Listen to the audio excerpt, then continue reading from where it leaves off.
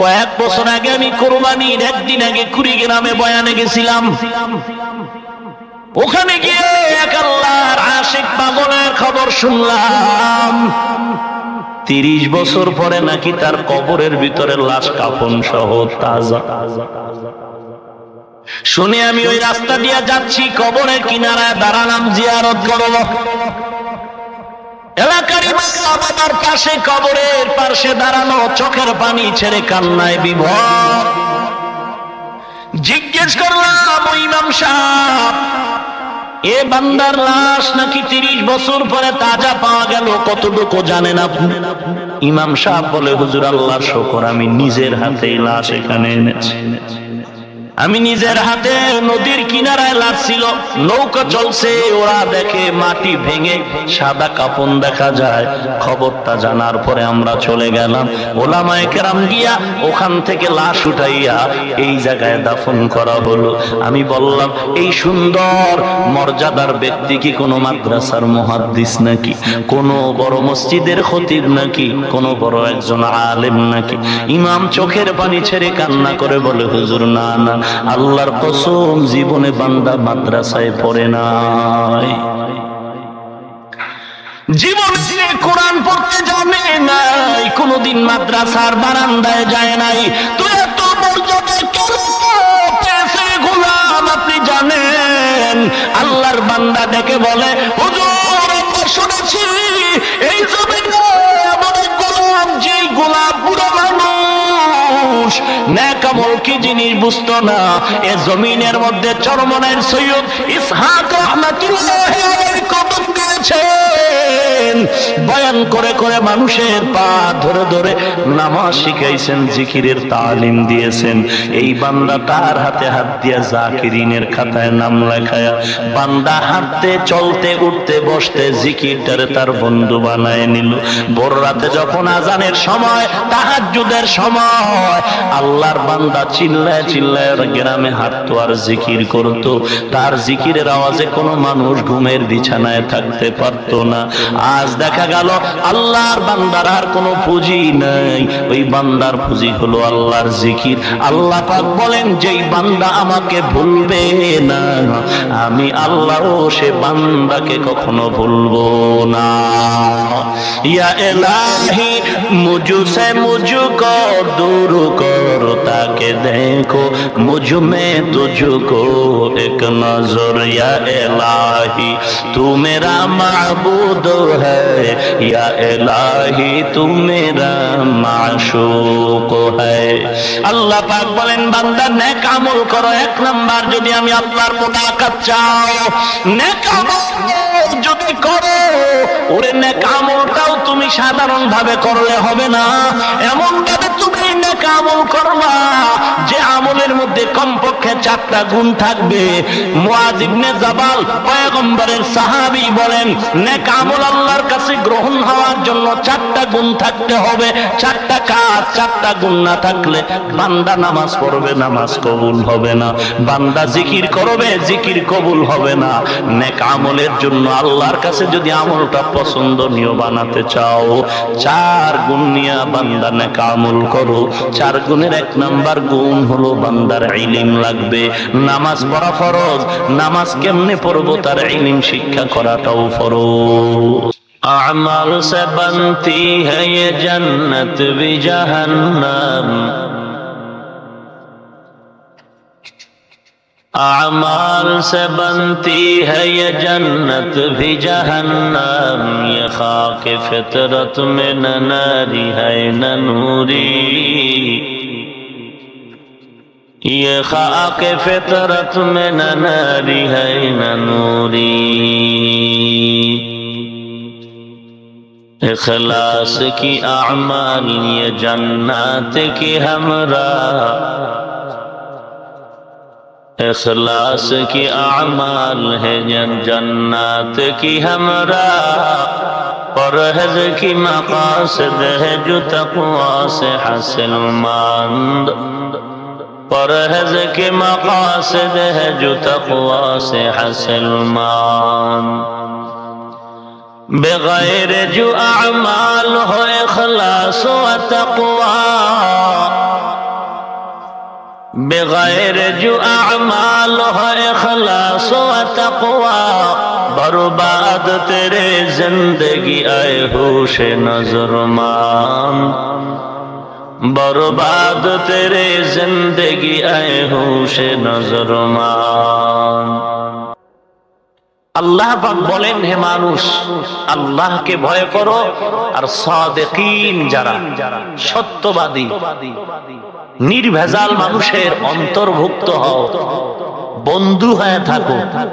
কুনু, হঠাৎ হও, হঠাৎ ছেড়ে দাও না। কুনু মা সাদিকিন, সাদিকিনদের সাথে থাকো। কতদিন? সব সময়। কুনু আমরের সিগা, ফেলে মুজারে থেকে আমর গঠিত হয়। ফেলে মুজারের খাসিয়াত দাওয়াম ও ইস্তেমরারের অর্থ দেয় সব সময়, সব সময়। কুনু মা সাদিকিন, আল্লাহ ওয়ালার সাথী হয়ে থাকো। হও না, হয়ে থাকো। আল্লাহ না করুক যদি চলে যায় আর একজন ধরো, গ্যাপ যেন না হয়। ডাক্তার নাই, এজন্য যে আমি চিকিৎসার জন্য অন্য ডাক্তারের কাছে যাব না, এটা বুদ্ধিমানের কাজ নয়। এক ডাক্তার চলে গেছে আর এক ডাক্তারের সাথে সম্পর্ক। আল্লাহ ওয়ালার বন্ধু হয়ে থাকো, কারণ তার সাথে আল্লাহর গভীর সম্পর্ক। তার জিহ্বা আমার থেকে ভালো। আমি মিথ্যা কথা বলি, আল্লাহ ওয়ালা মিথ্যা বলেন না। আমার চোখ নষ্ট, আল্লাহ ওয়ালার চোখ নষ্ট নয়। আমার অন্তর নাপাক, আল্লাহ ওয়ালাদের অন্তর নাপাক নয়। এরা বহু জিন্দেগি সাধনায় কাটায় আল্লাহকে রাজি করেছেন, যে সাধনা আমরা করতে পারি। আজ সরল মনা মুসলিমে বাঙালি জাতিকে ধোঁকা দিয়ে বোকা বানায় স্বার্থান্বেষী দুনিয়াদার কিছু আজ পীর মুরিদির বিরুদ্ধে একচেটিয়া চিৎকার করে বিরোধিতা করছে। জিকিরের বিরুদ্ধে বিভিন্ন কথা, দাওয়াতের বিরুদ্ধে বিভিন্ন কথা। তর্কে বসলে তারা বসতেও রাজি না। বয়ানের আগেই বলবে আমরা কোনো বিতর্ক চাই না। তার মানে বাঁশ দিবে, বিতর্কে জড়াবেন। আপনারা চিন্তায় পড়ে আছেন, এত বড় হুজুর, তার কথা কি মিথ্যা হতে পারে? আল্লাহ আমাদের সহি বুঝ দান করেন, বলে না। হাকিমুল উম্মত মুজাদ্দিদুল মিল্লাত শাহ আশরাফ আলী থানভী রাহিমাহুল্লাহু তাআলা কত বড় জবরদস্ত বুজুর্গ, হাজারের উপরে কিতাব লিখে গেছেন। সেই থানভী, তাকে প্রশ্ন করা হলো, আমাদের বাঙালি এক আলেম প্রশ্ন করেছিলেন, সন্তান পিতামাতার দিকে যদি নেক দৃষ্টিতে তাকায় কবুল হজের সওয়াব পাওয়া যায়, রাসূলের হাদিস। কিন্তু আমাদের প্রশ্ন, হে থানভী, আমাদেরকে একটু বলবেন, আমরা আল্লাহ ওয়ালাদের দিকে যদি নেক নজরে তাকাই তো আমরা কি সওয়াব পেতে পারি? রাহমাতুল লিল আলামিন বলেছেন, সন্তান যদি মা বাবার দৃষ্টি নেক নজরে যদি মা বাবার দিয়ে তাকায়, বাইতুল্লাহর জিয়ারত পাবে, বাইতুল্লাহর জিয়ারতের সওয়াব পাবে। কিন্তু আল্লাহ ওয়ালাদের দিকে তাকাইলে আমরা কি পেতে পারি? হাকিমুল উম্মাত মুজাদ্দিদুল মিল্লাত শাহ আশরাফ আলী থানভী বলেন, হে বাঙালি আলেম, সন্তান যদি নেক নজরে পিতামাতার দিকে তাকায়, বাইতুল্লাহর জিয়ারত পাবে, বাইতুল্লাহর জিয়ারত পাবে, সওয়াব পাবে, কবুল হজের সওয়াব। কিন্তু জেনে নাও, একজন বান্দা যদি খাঁটি আল্লাহর ওয়ালার দিকে তাকায়, ওই বান্দা শুধু বাইতুল্লাহরে পাবে না, জিয়ারত পাবে না, ওই বান্দা বাইতুল্লাহর মালিকের পেয়ে যাবে। সোহবতে সালেহ তোরা সালে কুনাত, সোহবতে তালে তোরা তালে কুনাত জমানা, সোহবতে বা আউলিয়া বেহতার জুসদ সালে তাআত বেরিয়া। পাকিস্তানের মুফতি শফি রহমাতুল্লাহ আলাইহি প্রশ্ন করেছিলেন, হে শায়েখ, কবি কবিতা লিখে বলেছেন 1 ঘন্টা যদি আল্লাহ ওয়ালার পেছনে সময় কাটাও 100 বছর বেরিয়া নফল ইবাদতের সওয়াব আল্লাহ দান করবেন। এর রহস্যটা বুঝলাম না। হে থানবী প্রশ্ন করলেন পাকিস্তানের মুফতি শফি রাহিমাহুল্লাহু তাআলা। হাকিমুল উম্মত থানবীকে প্রশ্ন করার পরে থানবী রাহমাতুল্লাহি আলাইহি জবাব দিলেন, ও মুফতি শফি, যে কবি সাহেব কবিতাটা লিখে বলেছেন আল্লাহ ওয়ালার দিকে বান্দা যদি তাকায় আর সময় কাটায় 1 ঘন্টা 100 বছর বেরিয়ে নফল ইবাদতের সওয়াব হবে। আমি থানবী বলি আল্লাহর বান্দা ভুল লিখেছেন, 100 বছর নয়, দরকার ছিল 1,00,000 বছরের সওয়াব। আউলিয়ারা কারে আকবা ইখতিয়ার, জাহেলারা কারে দুনিয়া ইখতিয়ার, মাইলে মোমেন সোয়ে মোমেন নিশাওয়াদ, মাইলে কাফের সোয়ে কাফের নিশাওয়াদ। আল্লাহ পাক বলেন, আল্লাহ ওয়ালা যারা তাদের বন্ধু হয়ে থাকো, কারণ তাদের সাথে আমার গভীর সম্পর্ক। ইয়া আইয়ুহাল্লাযীনা আমানুত্তাকুল্লাহ ওয়া কুনু মা'আস সাদিকিন।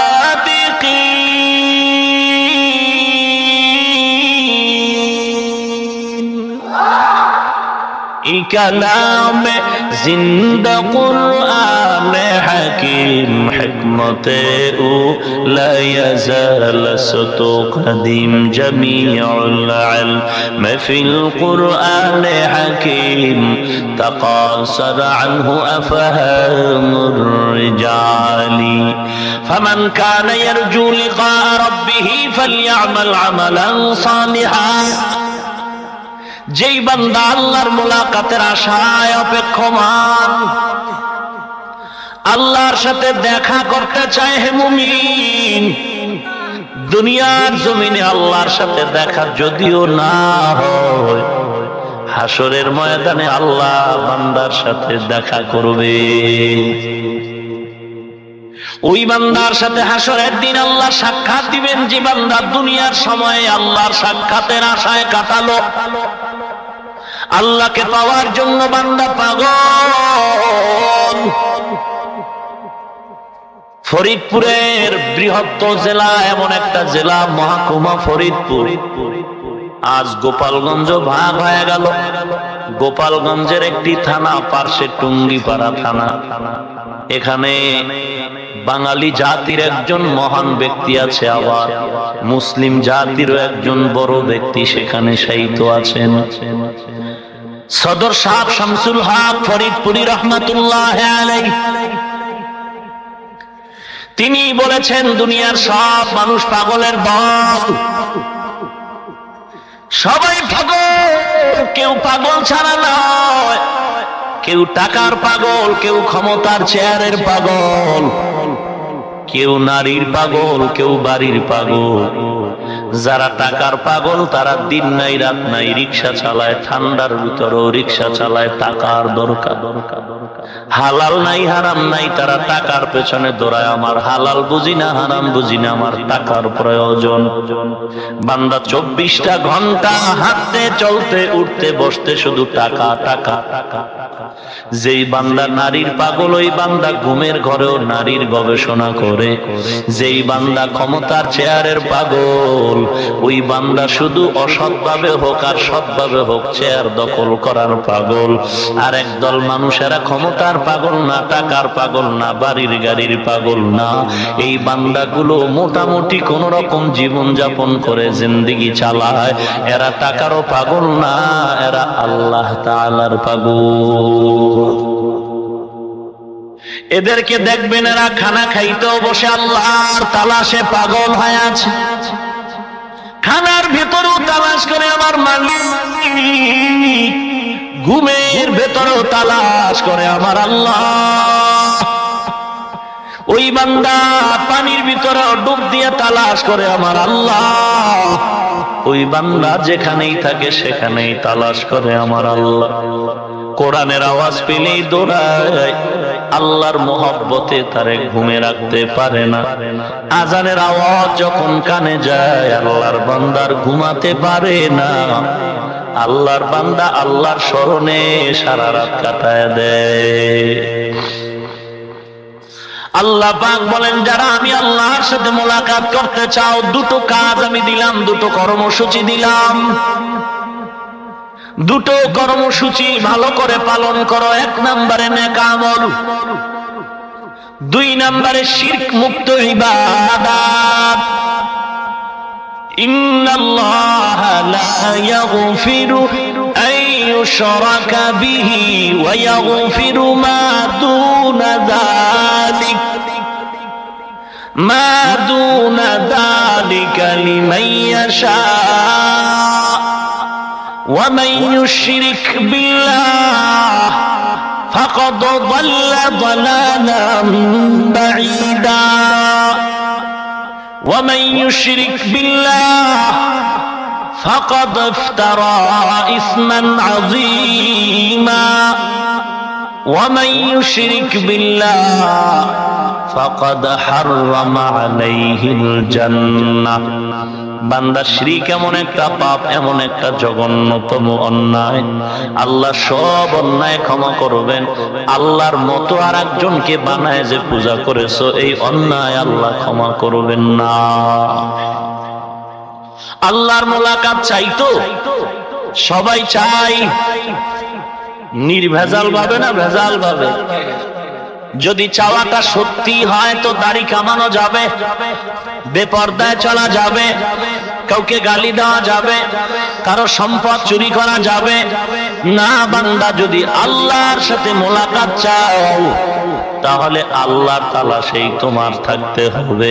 তোমার খানাও বন্ধ হবে না, ঘুমও বন্ধ হবে না। ওই ঘুমের মধ্যেও তোমার আল্লাহর স্মরণ থাকবে, খানার ভেতরেও আল্লাহর স্মরণ। যেই বান্দা আল্লাহর স্মরণ নিয়ে খানা খাবে ওই বান্দা দস্তরখান ছাড়া খানার প্লেট বিছাবে না। যেই বান্দা খানার ভিতরে আল্লাহর তালাশ করবে ওই বান্দা চেয়ার টেবিলে খানা খাবে না। ওই বান্দা আমার আল্লাহকে পাওয়ার জন্য সুন্নতের আমলের পাগল হয়ে দৌড়াবে। সুন্নতের আমলের এত পাগল বান্দা দস্তারখানের আমল দিয়েও নাজাত পেয়েছে। বহু ঘটনা আছে। এক আল্লাহর বান্দির ইন্তেকালের পর স্বপ্ন যোগে প্রশ্ন করা হলো, এমন কি আমল করেছো যে আমলের দ্বারা আল্লাহ কবরে তোমারে মাফ করেছে? আল্লাহর বান্দি বলে, এমন কোন আমল আমার নাই, তবে রসুলের সুন্নত একটা দস্তারখানের দাইমি আমল আমার ভেতরে ছিল। এই সুন্নতের কারণে আজ আল্লাহ আমাকে মাফ করে দিয়েছে। तो कुजाओ सुन्नते अहमद कुजा बा मोहम्मद कहबुवद निस्बत तोरा। ওরে নবীর উম্মতের দল, আল্লাহর মোলাকাত যদি আসলেই চাই তাহলে দুটো কাজ করতে হবে। এক নম্বরে নেক আমল, আমালান সালিহা। আমল মানে কাজ, কাজের আরবি হলো ফেলুন মানিও কাজ। দুই কাজের ভেতরে ব্যবধান। ফেলুন মানিও কাজ, আমালুন মানিও কাজ।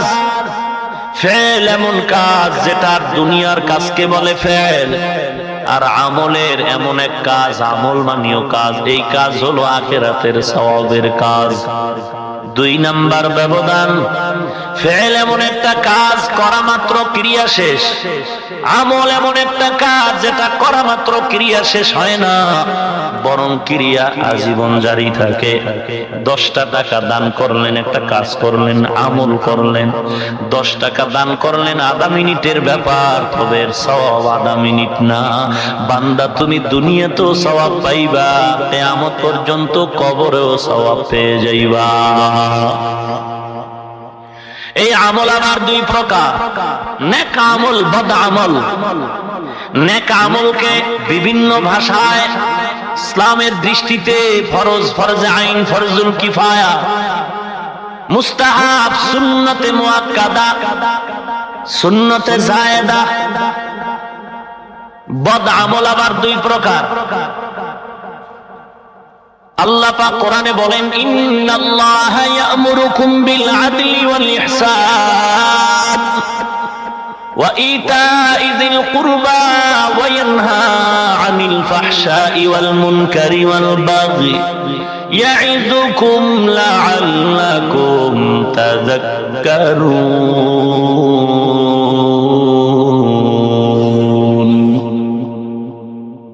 বদ আমল, খারাপ আমল দুই প্রকার, এগুলো বিভিন্ন নামে, হারাম, মাকরুহ, তাহরিমি, তানজিহ।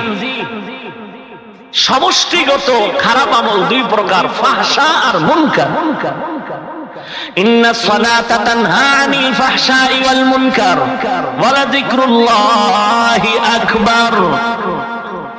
আল্লাহ পাক বলেন, নিশ্চয়ই নামাজ মানুষকে খারাপ ও গ্রহিত কাজ থেকে বিরত রাখবে। নামাজ নিশ্চয়ই, কোনো সন্দেহ নাই। কিন্তু নামাজও পড়ি, অন্যায় করি, নামাজ পড়ি, মিথ্যা বলি, নামাজ পড়ি, অন্যের হক নষ্ট করি, নামাজ পড়ি, গালিও দেই, নামাজ পড়ি, চোখটাকে গুনায় কাজে লাগাই। ব্যাপারটা কি? আল্লাহ তো আদা করেছেন, তাকিদ দিয়া বলেছেন নিশ্চয়ই নামাজ অন্যায় থেকে মানুষকে ফিরায় রাখবে। অথচ আমরা নামাজ পড়ি, কেন অন্যায় থেকে ফিরতে পারি না? জবাব হলো, নামাজ নামাজের মতো হয় না।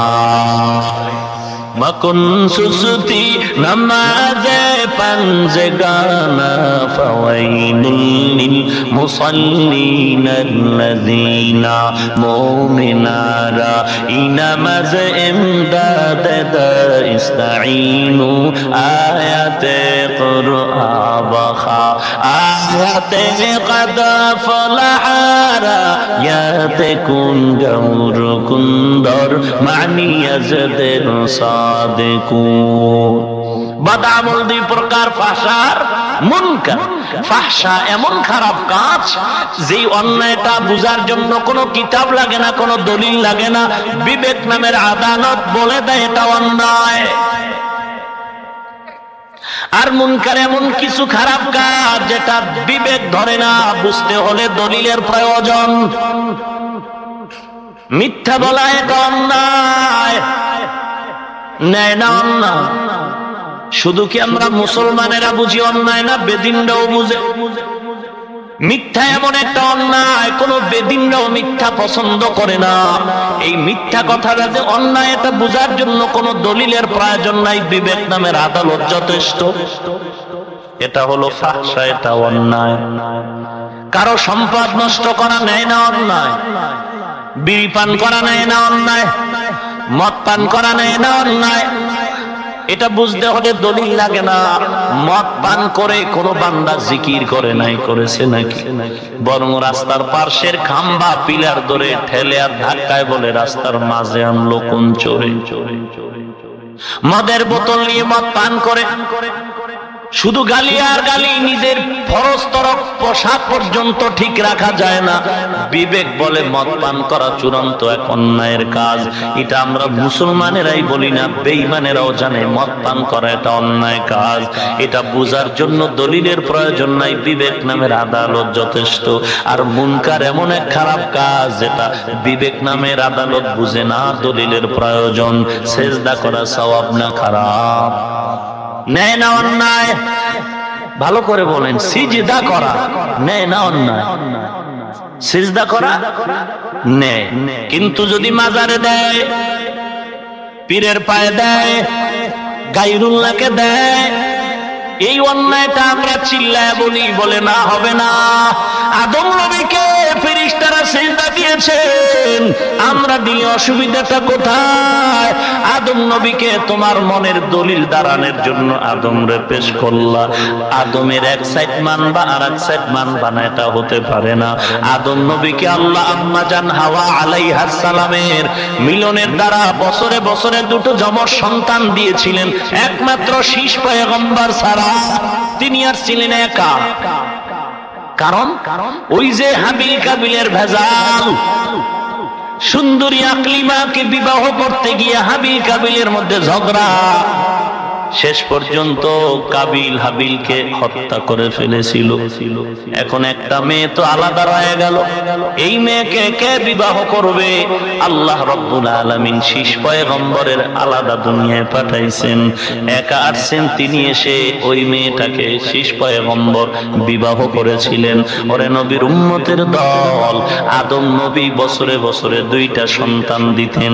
এই দুই সন্তানের বিবাহের সিস্টেম হলো আদম নবী আগের বছরের মেয়েটা পরের বছরের ছেলের সাথে বিয়া হবে, আগের বছরের মেয়েটা পরের বছরের ছেলে, পরের বছরের মেয়ে আগের বছরের ছেলে, এভাবে বিবাহের বন্ধন।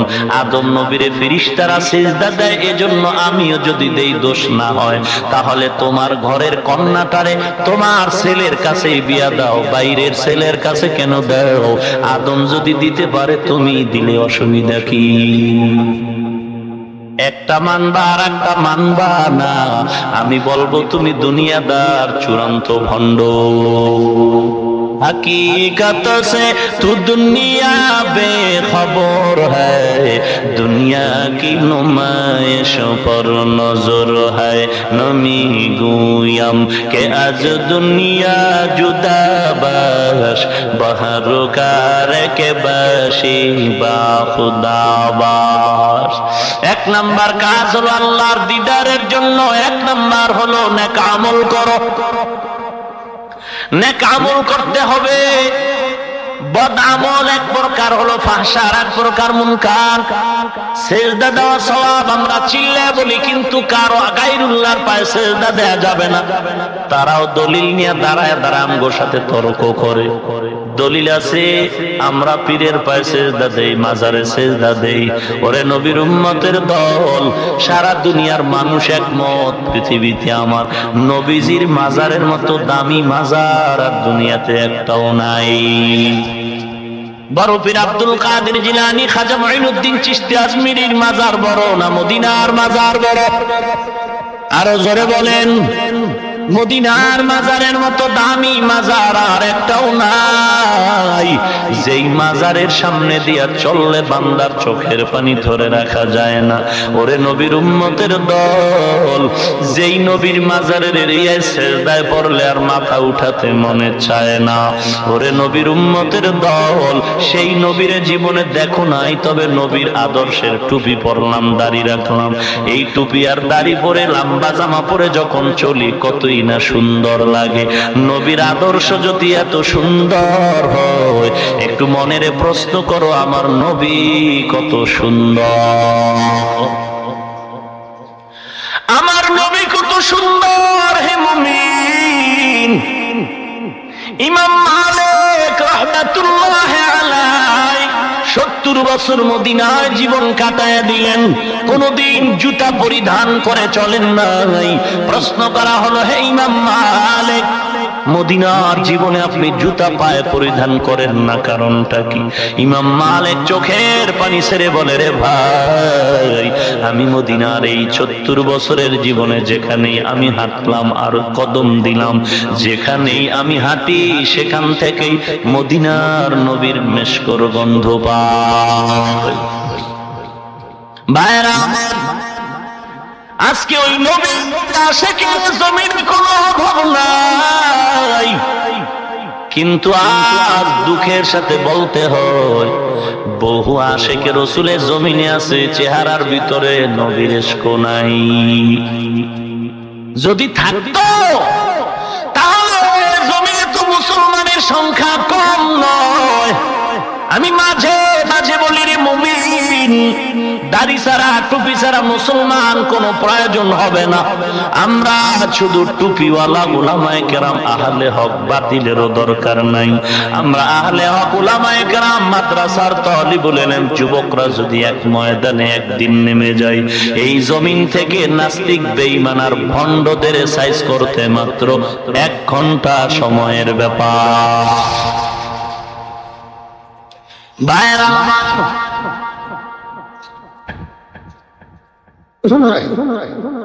আমাদের ভেতরে ঐক্যের বড় অভাব। অনবীর উম্মতের দল কত শেখ, আজকে তুমি নবীর আশিক দাবি করে চিল্লাও, কই তুমি আজকে তো দলের পেছনে দৌড়াও, নেতার বিরুদ্ধে কথা বলার কারণে লাঠি মিছিল করলা, নেত্রীর বিরুদ্ধে কথা বলার কারণে লাঠি মিছিল দাও, পীরের বিরুদ্ধে কথা বলার দ্বারা তুমি আজ পীরের পক্ষ নিয়ে লাঠি মিছিল দিলে রে আশিকে রাসূল। তুমি কি শোনো নাই একদল বেঈমান বলেছে মায়ার নবীর দাড়ি মোবারক ছাগলের মতো ছিল। ওরে নবীর উম্মতের দল, দলের ব্যাপারে লাঠি মিছিল করলা, তরিকার মহব্বতে লাঠি মিছিল করলা। আমার নবীরে যে বেঈমান গালি দিল তার ব্যাপারে লাঠি মিছিল কেন করলা না? বুঝতে আমাদের বাকি নাই তুমি আশিকে রাসূল নামের ভণ্ড ইহুদির পাক্কা দালাল। না হয় আজকে যদি তোমার ঈমান আর ইশকটা খাঁটি হয়ে যাইত, তাহলে এই বাংলাদেশ মুসলমানের দেশ, উলামায়ে কেরামের দেশ, পীর আউলিয়ার দেশে সকল অপরাধীদের ফাঁসির আগে আমার নবীর দুশমনের ফাঁসি হয়ে যাইত। ভাইরা আমার, আসলে আল্লাহর পরিচয় এখনো পাই নাই, নবীকে চিনি নাই রে মুমিন। আজ এই নবীর সুন্নতের উপরে আমল করার কারণে আমরা তো অসম্মানে নাই, খানাবিহীন নাই। আজ এত চিল্লায়া পায়ে হাত দিয়ে বলার পরও মানুষ কেন টুপি পরতে চায় না? মনে করেছো কি কোরআন মিথ্যা, কবরের আযাব মিথ্যা? না রে মুসলমান, না। মানুষ বিশ্বাস করে না বিদায় আল্লাহ মাঝে মাঝে কবরের ভিতরে আযাব দেখায় দেয়, মাঝে মাঝে কবরের ভিতরে সাপ আর আগুন দেখায় দেয়। আবার কত কবরের লাশ কাপড়ের কাপড় সহ 30 বছর পরে তাজা পাওয়া যায়। যত কবরে আযাবের খবর শুনেছি সবগুলো বেনামাজির কবর, আর যত কবরের লাশ কাপড় সহ তাজা পাওয়া গেল আমরা খবর নিয়ে দেখেছি সব কবরওয়ালা হলো আল্লাহর খাঁটি গোলাম, জিকির করনেওয়ালা নামাজি বান্দার লাশ। কয়েক বছর আগে আমি কোরবানির একদিন আগে কুড়িগ্রামে বয়ানে গেছিলাম। ওখানে গিয়ে এক আল্লাহর আশিক পাগলের খবর শুনলাম, 30 বছর পরে নাকি তার কবরের ভিতরে লাশ কাফন সহ তাজা। শুনে আমি ওই রাস্তা দিয়ে যাচ্ছি, কবরের কিনারায় দাঁড়ালাম জিয়ারত করব। এলাকারই বাবার পাশে কবরের পাশে দাঁড়ানো, চোখের পানি ছেড়ে কান্নায় বিভোর। জিজ্ঞেস করলাম ওই ইমাম সাহেব, এ বান্দার লাশ নাকি 30 বছর পরে তাজা পাওয়া গেল, কতটুকু জানেন আপনি? ইমাম সাহেব বলে, হুজুর আল্লাহর শুকর, আমি নিজের হাতে লাশ এখানে এনেছি। আমি নিজের হাতে, নদীর কিনারায় লাশ ছিল, নৌকা চলছে, ওরা দেখে মাটি ভেঙে সাদা কাফন দেখা যায়। খবরটা জানার পরে আমরা চলে গেলাম, ওলামায়ে কেরাম গিয়া ওখান থেকে লাশ উঠাইয়া এই জায়গায় দাফন করা হলো। আমি বললাম, এই সুন্দর মর্যাদার ব্যক্তি কি কোনো মাদ্রাসার মুহাদ্দিস নাকি, কোনো বড় মসজিদের খতিব নাকি, কোনো বড় একজন আলেম নাকি? ইমাম চোখের পানি ছেড়ে কান্না করে বলে, হুজুর না না, আল্লাহর কসম জীবনে বান্দা মাদ্রাসায় পড়ে নাই, জীবনে কোরআন পড়তে জানে নাই, কোনদিন মাদ্রাসার বারান্দায় যায় নাই। তুই এত মর্যাদা কেন পেয়েছে গোলাম আপনি জানেন? আল্লাহর বান্দা ডেকে বলে, হুজুর আমরা শুনেছি এই জমিনে এমন এক গোলাম, যে গোলাম পুরো মানুষ, নেক আমল কি জিনিস বুঝতো না। এ জমিনের মধ্যে চরমনায়ের সৈয়দ ইসহাক রাহমাতুল্লাহি আলাইহি কদম দিয়েছেন, শিখাইছেন, বয়ান করে করে মানুষের পা ধরে ধরে নামাজ শিখাইছেন, জিকিরের তালিম দিয়েছেন। এই বান্দা তার হাতে হাত দিয়া জাকিরিনের খাতায় নাম লেখায়া, বান্দা হাঁটতে চলতে উঠতে বসতে জিকিরটারে তার বন্ধু বানায় নিল। ভোর রাতে যখন আজানের সময়, তাহাজ্জুদের সময়, আল্লাহর বান্দা চিল্লায় চিল্লায় গ্রামে হাঁটতো আর জিকির করতো। তার জিকিরের আওয়াজে কোনো মানুষ ঘুমের বিছানায় থাকতে পারত না।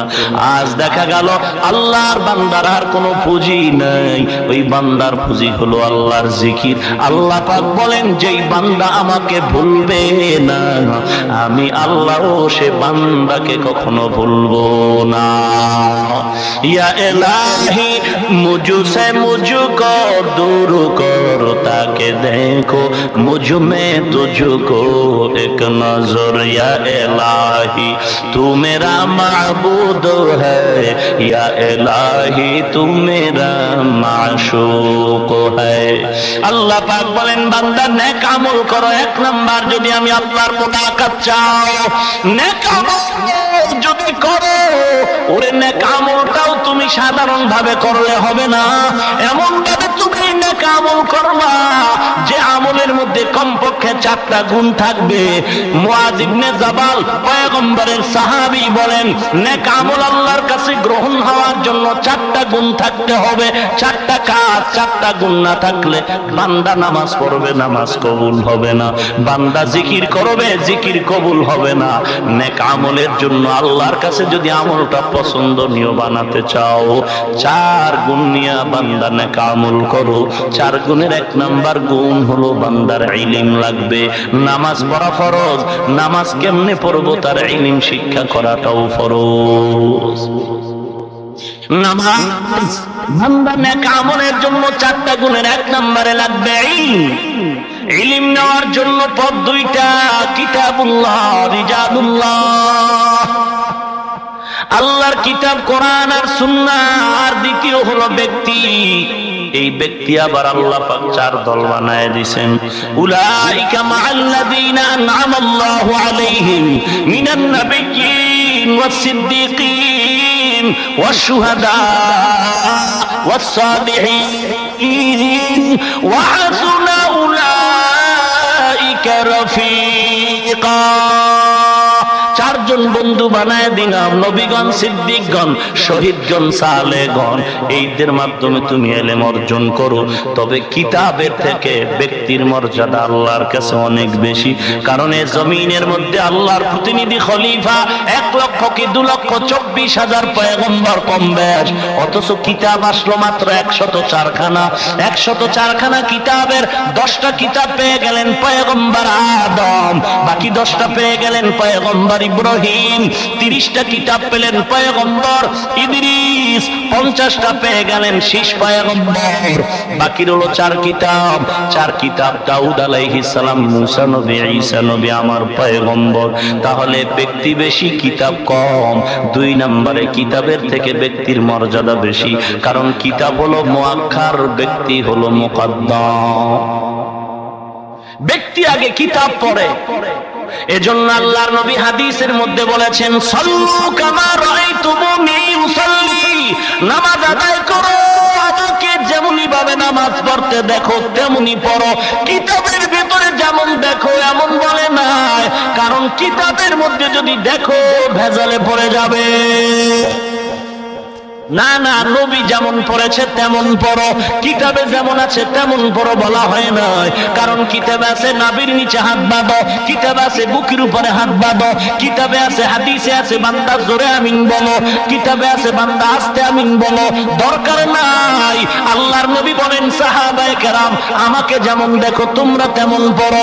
উম্মত সামনে যারা আছে তাদেরও জানায় দাও, ও তাবিঈনরা তোমরাও নামাজ আদায় করো। আমাদের সাহাবা সাহাবায়ে কেরামদেরকে যেমন দেখো, তোমরাও সামনের লোকদের জানায় দাও, ও তাবিঈন তোমরাও নামাজ আদায় করো, আমাদের তাবিঈনদের যেমন দেখো, তবে তাবিঈনরাও জানায় দাও, ও মুতাকাদ্দিমিন আমাদের যেমন নামাজ আদায় করতে দেখো, তোমরা তেমন পড়ো।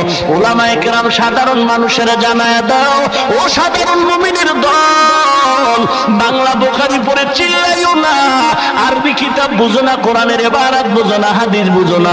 অতএব উলামায়ে কেরাম আহলে হক আলেম, হিংসুক আলেম না, অহংকারী আলেম না, গালাগালি যেই জিহ্বা দিয়ে করে সে আলেম না, যেই আলেমের বয়ানে কান্না, যে আলেমের বয়ানে আল্লাহর মহব্বত, এমন একজন আমলওয়ালা হালাল তরিকায় চলনেওয়ালা আলেম যেমন ভাবে নামাজ আদায় করে, তেমন ভাবে তোমরাও নামাজ পড়ো।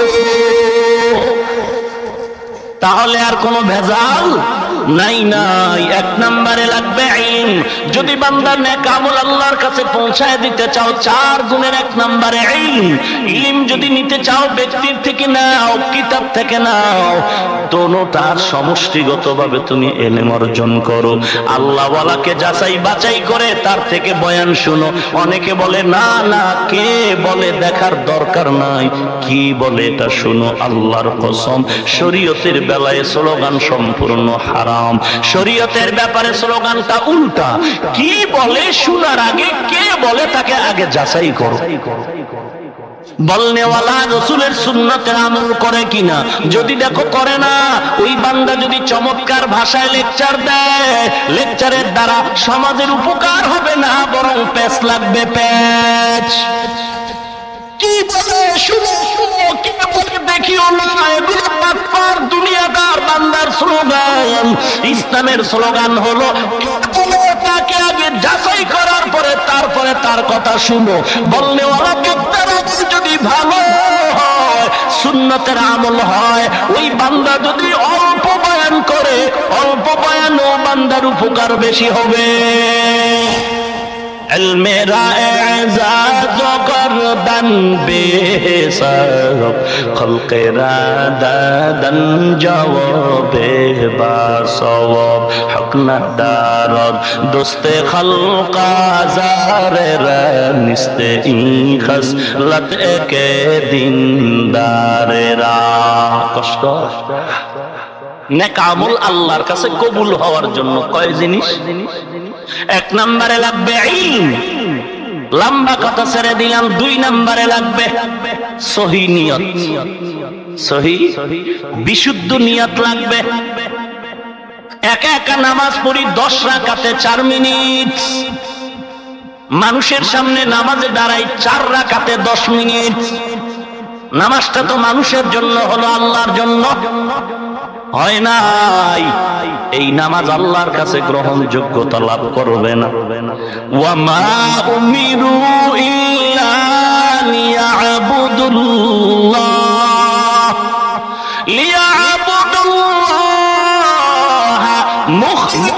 মুখলিসিনা লাহুদ্দিন।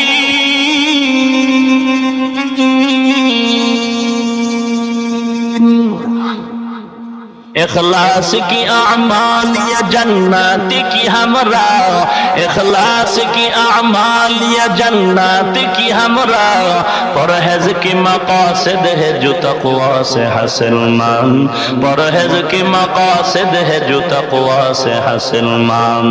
बगैर जो आमाल हो इखलास व तक़वा, बगैर जो आमाल हो इखलास व तक़वा, बर्बाद तेरे जिंदगी आए होशे नजरमंद, बर्बाद तेरे जिंदगी आए होशे नजरमंद। 2 নম্বরে লাগবে বিশুদ্ধ নিয়ত। হাদিসে পাকে পয়গম্বর বলেন, কিয়ামতের ময়দানে আলেমকে আল্লাহ উঠাবেন, শুহাদায়ে কিরামদেরকে উঠাবেন, দানবীর ব্যক্তিকে উঠায় বলবে, রে দানবীর, দান কেন করেছো? মানুষ তোকে দানবীর বলবে এই জন্য, এটা তো দুনিয়ায় পেয়ে গেছো, যাও যাও, আমার দরবারে কিছু পাইবা না। ও আলেম, তুমি কেন ইলম শিখেছো?